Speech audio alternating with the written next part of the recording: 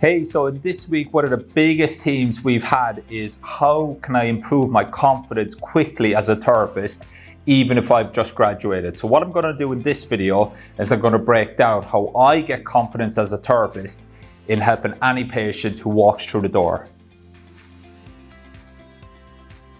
Hey, my name is Dave O'Sullivan and welcome to another video in this series where we answer your biggest challenges that we've had this week from the strategy call sessions with aspiring go-to therapists. Now, one of the biggest challenges this week is therapists feeling not confident enough to help any patient who comes through the door.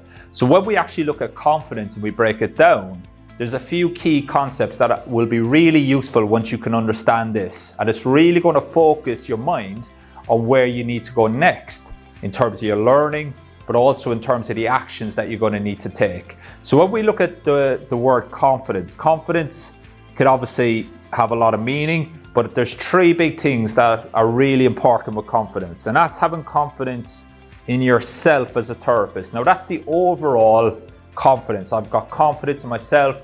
The patient comes in through the door, my tone of voice, my presence, all of that stuff's really, really important, especially with the more complex patients that are coming through the door.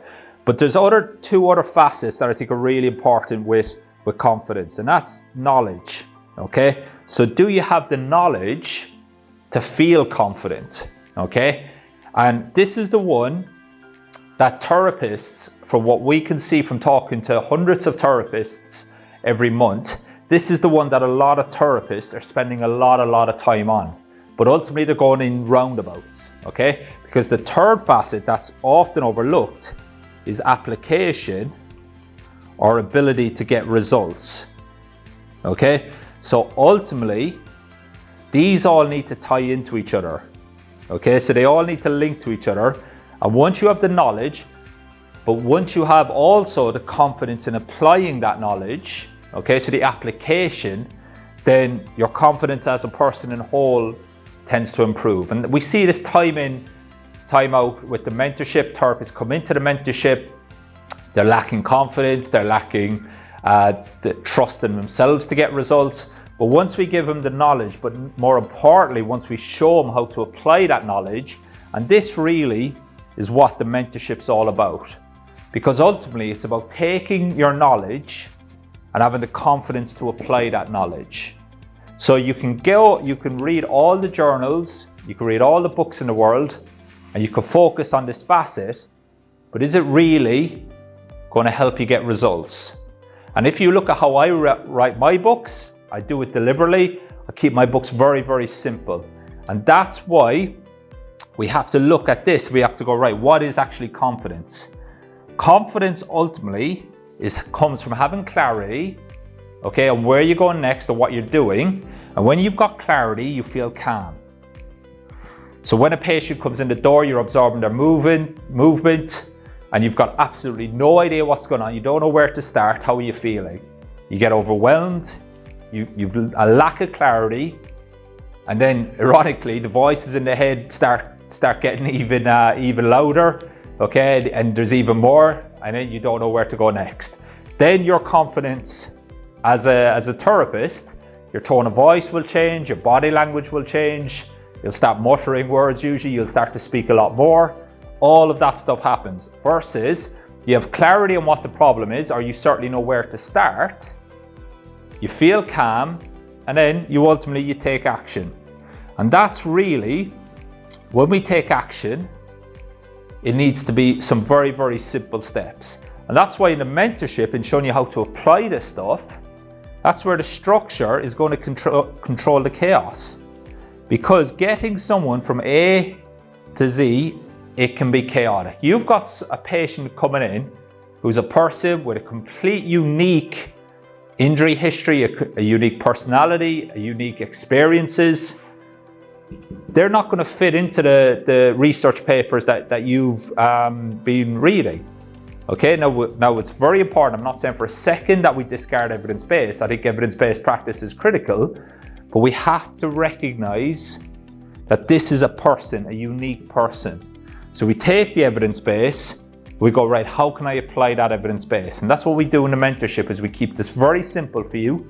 So you feel calm in a situation so you can take action.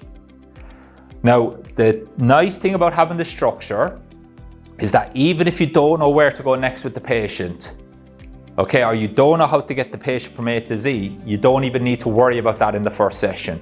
Because all you're trying to do in the first session is get the patient from A to B, okay? So that basically, the next session, you're going from B to C. So what we see a lot in the clinic, okay, especially with the more complex patients, is there's a lot going on. And the biggest mistake I see from therapists coming into the mentorship initially is they're trying to treat everything. And that's where really, once you have a clear structure in place, and it's like, right, I need to get the person from A to Z. These are the big elephants in the room. Let's address these, and then let's see what's left over. And that's the power of using stuff like the breathing, understanding the role that the diaphragm and pelvic floor play with the rib cage. That influences the pelvis, that influences the rest of the body. Because we've got some very, very simple tools that can calm the patient and allow them to take action. So again, in the mentorship, we talk a lot about the 6 hours versus the 6 reps. So in week 1, you come in, you've got a complex patient, you don't feel very confident with how to get it from A to Z, that's absolutely fine. But what you will feel confident with is applying your knowledge from the mentorship. So what we do there is we go, okay, we're not quite sure how we're going to get to A to Z yet. And you know what? We're not quite sure what's even driving this problem, but we can see that there's a lot of motor adaptations present. Let's take care of the big elephants in the room, so to speak, first. Let's get that patient a little bit calmer and then decrease the pain experience, get things moving, and then let's see what's left over. Once the patient comes back next week, they'll have made progress. Then things will start to calm down a little bit. You go, actually, now things are starting to make sense. So again, you do not have to know everything in the initial assessment. You do not have to have a complete, detailed rehab plan after 20 minutes of an initial assessment. All you need to know is, right, this is where the patient is, this is where they want to get back to, this is the first step. And then all we're going to do is we're going to chip away at this bit by bit. And once you have that clarity on where you're trying to get the patient to and the first step, you're going to feel calmer as a therapist. You're going to take action. Your body language, your tone of voice, all of that will change. And ultimately, you'll get results because your patient's going to progress. And it's the exact same thing for your patient. Your patient is lacking confidence in their body, especially if it's more complex, persistent pain patient. They're lacking the knowledge of what to do. Okay? What do I actually need to do to get from A to Z? And I'm not talking about a diagnosis. They have that knowledge. They have the knowledge of this is what's wrong with me. I've got a disc bulge. I've got this. I've got that.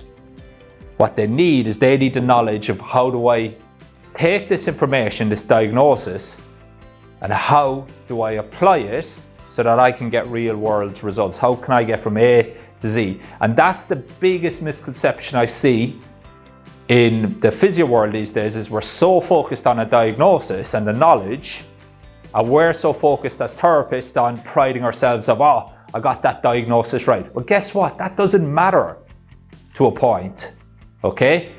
It doesn't matter if you get the diagnosis right, ultimately, if you can't help the patient get back to where they want to get back to. Now, a diagnosis is obviously important, it's part of it, but it's not the full puzzle. And we put so much emphasis in university, in special tests that are really, they're not that great anyways, okay? So what do we do? What can we do? We can look at the person in front of us, we can see the movement adaptations, the movement behaviors that they're doing now, and ultimately all we're going to need to do is undo these behaviors and build a graded exposure back up to where they want to get back to. And that's exactly what we do in the mentorship. So if you want more confidence as a therapist, look at this and go, right, where am I really strong with? And most therapists, the middle one, they're very strong with. Their knowledge of actually, they'll read papers, they'll read books and stuff like that, but their confidence in applying it, it's not so great for a lot of therapists. Not all therapists, but a lot of therapists. So if you want some help in your situation, You want to have a look at this. You want to go, right, this is where I am currently. This is where I want to get to. Then click on the link below, book a strategy call. There's no hassle, no sales, no pushy, anything like that. If we're a good fit to work with you, we'll let you know all about the mentorship and how it works and stuff like that. If you're not a good fit, we'll politely tell you that. We'll also maybe recommend where you should go next. If you're not ready for the mentorship, that's absolutely fine. We'll also direct you in the right direction. So click on the link below, and I'll see you on the next page.